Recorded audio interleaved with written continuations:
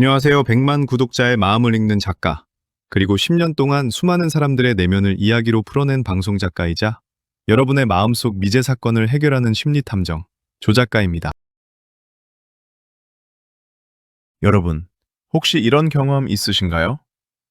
친구나 연인과 과거의 일로 다투다가 네가 분명히 그때 그렇게 말했잖아 라며 확신에 차서 소리를 질렀는데 막상 카카오톡 대화 기록을 찾아보니 내 기억이 완전히 틀렸던 경험 말입니다. 머쓱해하며 사과했던 그 순간, 여러분은 아마 이렇게 생각하셨을 겁니다. 내 기억력이 예전 같지 않구나 하고요. 하지만 오늘 저는 여러분의 그 사소한 착각 뒤에 숨겨진 인간 뇌의 가장 소름 돋고도 비극적인 결함에 대해 이야기하려 합니다.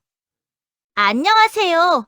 탐정님의 조수이자 여러분의 뇌 속 신경망을 탐험하는 명석한 두뇌의 브레니입니다. 탐정님, 오늘 저희에게 접수된 사건 파일은 유독 무겁습니다. 누군가의 사소한 착각이 아니라 그 착각 때문에 평생을 감옥에서 보내야 했던 억울한 사형수들의 이야기거든요. 맞습니다, 브레니. 우리는 보통 우리의 기억을 CCTV 녹화본이나 스마트폰의 동영상 파일처럼 완벽하게 저장되어 있는 것이라 믿습니다. 필요할 때 재생 버튼만 누르면 그날의 진실이 고스란히 흘러나올 것이라고요. 하지만 심리학과 뇌과학이 밝혀낸 진실은 우리의 믿음과 전혀 다릅니다. 우리의 기억은 동영상 파일이 아닙니다. 오히려 누구나 접속해서 내용을 수정하고 편집할 수 있는 위키백과 페이지에 가깝죠. 오늘 우리가 파헤칠 무의식의 미제 사건, 그 제목은 환상 속의 목격자, 내가 죽인 게 확실합니까? 입니다. 1984년 미국 노스캐롤라이나주에서 끔찍한 사건이 발생합니다. 22살의 대학생 제니퍼 톰슨이 자신의 아파트에 침입한 괴한에게 성폭행을 당한 것입니다. 끔찍한 고통의 순간 속에서도 제니퍼는 초인적인 정신력을 발휘했습니다. 그녀는 범인을 반드시 잡겠다는 일념 하나로 빛이 들어오는 찰나의 순간마다 범인의 얼굴 윤곽, 눈매, 코의 모양을 머릿속에 필사적으로 새겨 넣었습니다. 그녀는 경찰 조사에서 범인의 몽타주를 매우 구체적으로 묘사했고 며칠 뒤 경찰이 보여준 사진 라인업에서 한 남자를 지목합니다. 바로 로널드 코튼이었습니다. 제니퍼는 법정에서도 로널드 코튼을 향해 흔들림 없이 증언했어요. 저 남자가 내 인생을 망친 바로 그 악마입니다. 저는 절대 잊을 수 없어요. 제 목숨을 걸고 확신합니다. 피해자의 이토록 강력하고 확신에 찬 증언 앞에 로널드는 자신의 결백을 주장했지만 아무도 믿어주지 않았죠. 결국 그는 종신형에 54년을 더한 형을 선고받고 감옥에 갇히게 됩니다. 로널드 코튼은 무려 11년이라는 긴 세월을 감옥에서 보냈습니다. 매일 밤 억울함에 몸부림치면서요. 그런데 1995년 DNA 검사 기술이 발전하면서 사건 현장에서 채취되었던 정액의 DNA를 다시 분석할 기회가 생겼습니다. 그 결과는 미국 전역을 발칵 뒤집어 놓았습니다. 로널드 코튼의 DNA가 아니었던 겁니다. 진범은 다른 감옥에 수감되어 있던 연쇄 성폭행범 바비 풀이었습니다. 로널드 코튼은 즉각 석방되었습니다. 진범이 밝혀진 순간 가장 큰 충격에 빠진 사람은 누구였을까요? 바로 피해자 제니퍼였습니다. 그녀는 자신이 결백한 사람을 11년이나 지옥에 빠뜨렸다는 사실에 경악했습니다. 여기서 우리는 묻지 않을 수 없습니다. 거짓말 탐지기도 통과할 만큼, 그리고 스스로 목숨을 걸 수 있을 만큼 확신했던 제니퍼의 기억은 도대체 어떻게 된 것일까요? 그녀가 거짓말을 한 걸까요? 아닙니다. 제니퍼는 거짓말을 하지 않았어요. 그녀의 뇌가 그녀를 완벽하게 속인 겁니다. 자, 이제 저와 함께 뇌과학의 세계로 들어가 볼까요? 우리의 뇌 깊숙한 곳에는 해마라는 기억의 도서관 사서가 살고 있습니다. 평소에 이 사서는 우리가 겪은 일들을 시각, 청각, 촉각 등의 조각으로 나누어 뇌의 각 부위에 잘 정리해둡니다. 하지만 생명의 위협을 느끼는 극심한 트라우마 상황이 발생하면 어떻게 될까요? 뇌의 공포 경보기인 편도체가 미친 듯이 사이렌을 울립니다. 그리고 스트레스 호르몬인 코르티솔이 뇌 전체를 홍수처럼 뒤덮죠. 이 코르티솔의 홍수 속에서 기억의 사서인 해마는 정상적인 업무를 수행할 수 없습니다. 시스템이 마비되는 거죠. 브레니의 말대로 제니퍼가 범인을 마주했을 때 그녀의 뇌는 정보를 온전히 녹화할 수 없는 상태였습니다. 범인의 눈매, 방 안의 냄새, 찢어진 옷자락 같은 파편화된 조각들만이 뇌 여기저기에 불완전하게 흩어져 있었죠. 사건 이후 경찰이 로널드 코튼의 사진을 보여주었을 때 그녀의 뇌에서는 아주 비극적인 기억의 재구성이 일어납니다. 뇌는 빈틈을 견디지 못하는 성질이 있어요. 이것을 뇌과학에서는 작화증의 일종으로 설명할 수 있는데요. 불완전한 기억의 퍼즐을 완성하기 위해 경찰이 제시한 로널드 코튼의 얼굴을 범인의 얼굴 빈칸에 덮어 씌워버린 겁니다. 사진을 여러 번 볼수록 뇌에서는 글루타메이트라는 신경전달 물질이 분비되면서 시냅스의 연결을 더욱 강하게 만듭니다. 가짜 기억이 진짜 기억보다 더 단단해지는 신경과 소성이 역으로 작용해버린 셈이죠.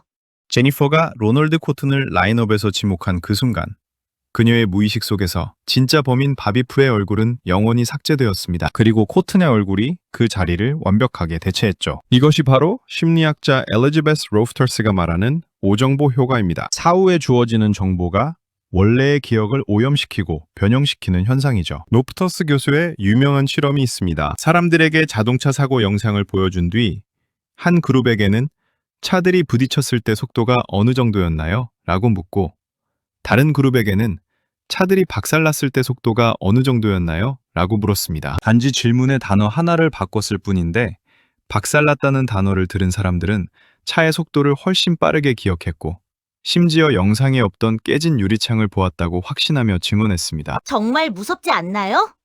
외부에서 주입된 단어 하나, 타인의 암시 한마디가 우리의 뇌 구조를 실시간으로 다시 배선해버리는 거예요.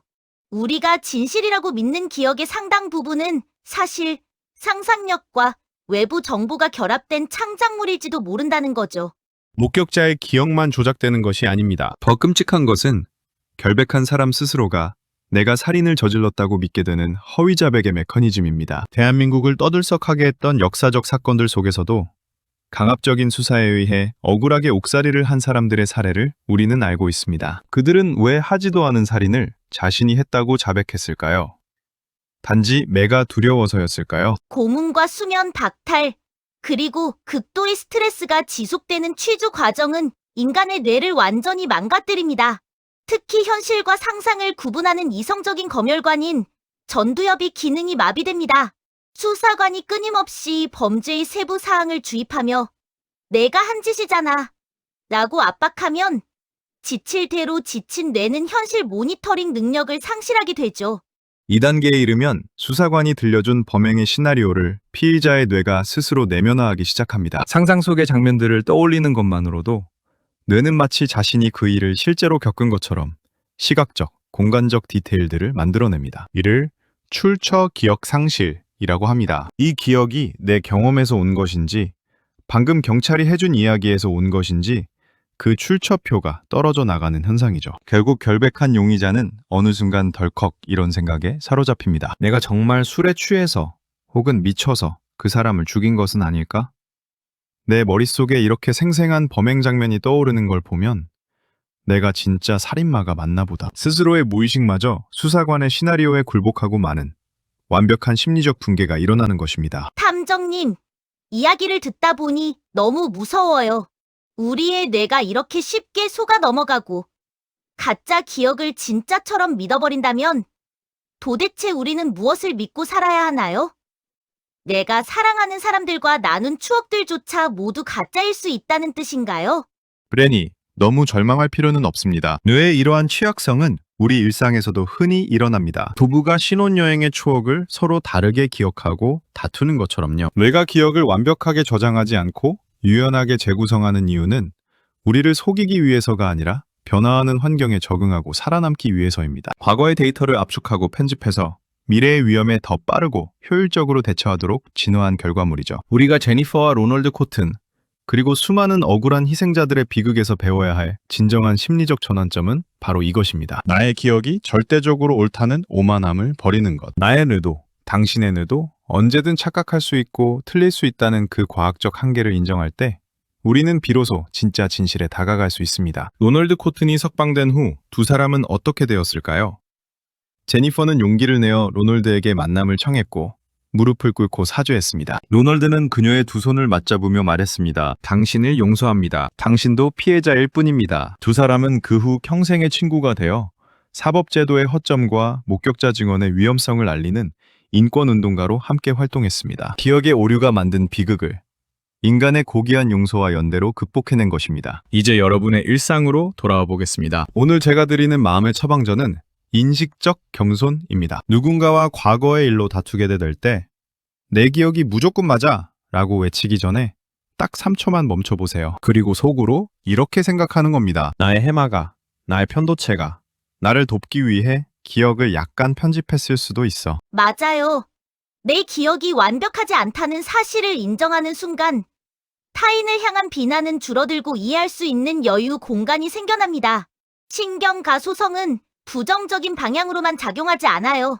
우리가 서로의 다름을 인정하고 포용하려 노력할 때 우리의 뇌는 더 따뜻하고 공감 능력이 뛰어난 방향으로 긍정적인 시냅스 연결을 만들어냅니다. 당신의 기억이 곧 당신의 존재 자체는 아닙니다. 기억은 끊임없이 변화하는 구름과 같고 당신은 그 구름을 바라보는 넓고 맑은 하늘입니다. 때로는 기억이 우리를 속이고 상처 입히더라도 그 기억 너머에서 진실을 찾으려는 우리의 이성과 타인을 향한 연민은 결코 왜곡되지 않습니다. 오늘 우리가 파헤친 뇌과학과 심리학의 진실이 여러분이 스스로를 올밤매던 낡은 기억의 감옥에서 벗어나는 열쇠가 되기를 바랍니다. 누군가를 오해했던 기억, 혹은 스스로를 자책하게 만들었던 기억이 있다면 오늘 밤 그 위키백과 페이지에 새로운 문장을 적어 넣어 보세요. 그때의 나는 그럴 수밖에 없었고 지금의 나는 더 나은 진실을 볼 수 있다고요. 지금까지 당신의 마음을 읽고 당신의 뇌를 안아주는 심리탐정 조작가 그리고 언제나 여러분의 머릿속을 쾌적하게 청소해드리는 조수 브랜이었습니다. 긴 시간 끝까지 함께 해주셔서 진심으로 감사합니다. 오늘 이야기가 도움이 되셨다면 주변의 친구분들에게 이 내용을 공유해주세요. 구독과 좋아요는 저와 브레니에게 큰 힘이 됩니다. 사랑합니다.